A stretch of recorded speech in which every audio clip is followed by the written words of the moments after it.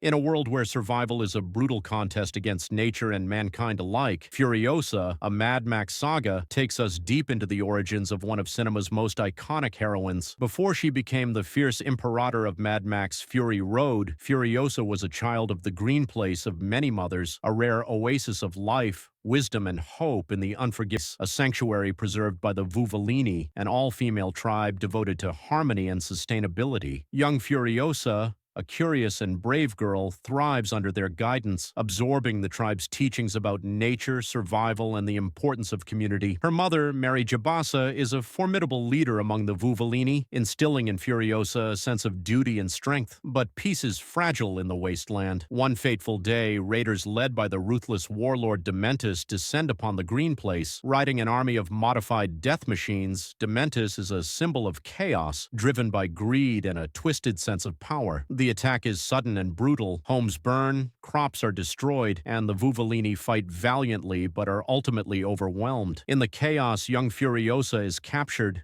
torn from her mother's arms. The last thing she sees before being dragged away is her mother's final stand against the raiders. Brave but tragically futile. Dementus, portrayed with chilling charisma by Chris Hemsworth, is not just another wasteland warlord. He is strategic, unpredictable, and takes a twisted pleasure in psychological torment. He keeps Furiosa alive, not out of mercy, but because he sees value in her, a potential bargaining chip, a tool for his own gain. For Furiosa, this marks the end of her childhood. She is thrown into a brutal world where survival means adapting, scheming, and waiting for the right moment. Her life under Dementus is a nightmare of forced marches, violent raids, and endless travel through the desolate wastelands. But Furiosa learns quickly. She studies the raiders, understands their tactics, and silently plots her escape. Yet every attempt is thwarted. Dementus always seems one step ahead. Eventually, Furiosa is traded in a deal gone wrong and ends up in the clutches of Immortan Joe, the tyrannical ruler of the Citadel. Here, the tone of her captivity changes. Joe, cold and calculating, runs his empire like a brutal corporation. Water is controlled,